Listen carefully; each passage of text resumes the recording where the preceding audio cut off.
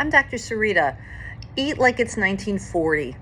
Eat like it's 1950, and we will age like these people. So this is me. I'm now 57.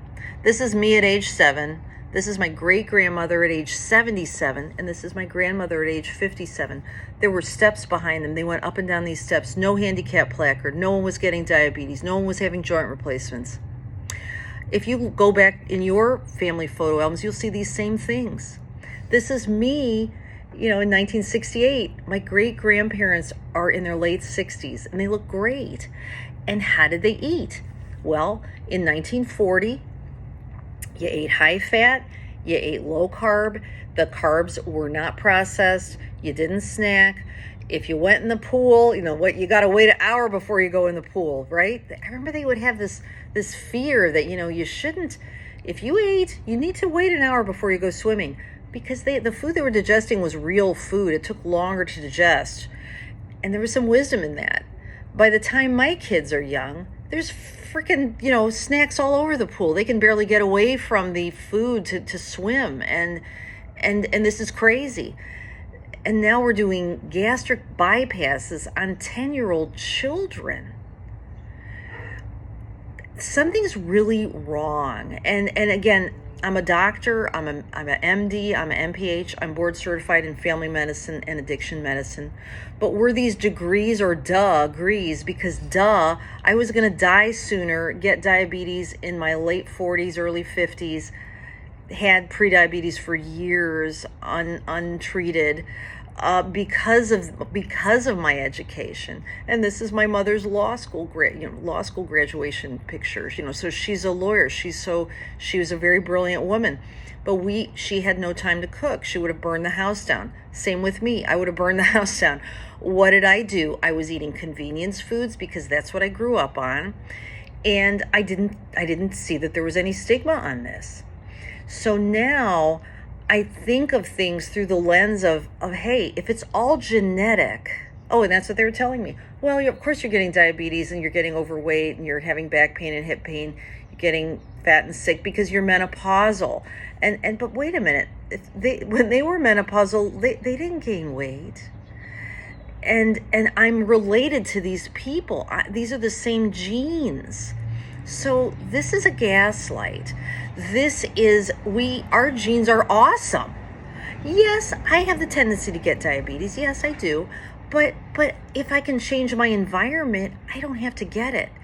And I can't go to Europe where people never adopted our US food traditions of snacking and low fat and craziness, and they continued their ancestral ways of eating. I can't go there. I'm in the US, but I can recreate my environment. And every time I have a food, I think, is this something my great-grandparents would have recognized?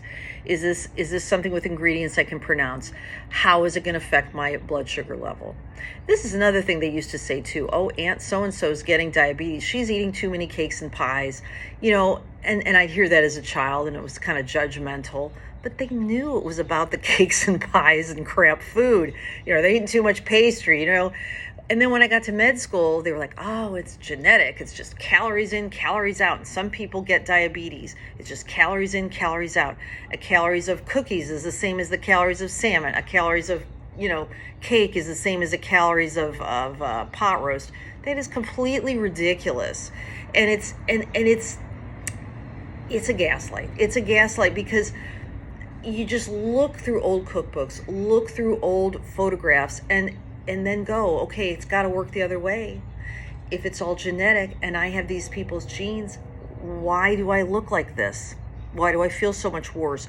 Why was I, having to get injections and getting sick in my 50s when, look, she's in her late 70s going up and down steps? So just some things to think about. Old is gold. I don't really care what new science comes out because, again, these people never adopted the food pyramid, low-fat way of eating, and they're healthy, hearty, and much healthier than I was for all my degrees. Were these degrees or degrees? Go Bucks. I'm very proud to have these degrees. But just because we invented antibiotics didn't mean doctors knew how to eat. we doctors are great for acute care, but when it comes to chronic care, when it comes to things like diabetes and healthy eating, look to the past, look to the tried and true things that have worked. And again, would anyone recognize this food? I eat whole, real, lower carb foods less frequently, and that's just how they eat. And sadly, too, we've been defeminated as women. Men in some ways are emasculated because women have we have agency. It's wonderful. I'm thankful to have a career. It's all great. But we've also been defeminated. Women no longer respect women who cook. Women no longer respect women who stay home and raise children. We say, oh, well, that's not as important as having a career. Is extremely important. We can't clone ourselves. Everyone regrets what they didn't do, and I regret greatly not cooking more for my kids. Not but the other thing is I was exhausted. I was also exhausted. I fell asleep after a call shift. I worked 100 hours a week routinely in my residency. I remember falling asleep in a parking lot when my oldest child was a year old, and I would have died. I could have died. I could have killed somebody. Many resident physicians, I was hearing a statistic like 2 out of 3 resident physicians have a fall asleep event in a car.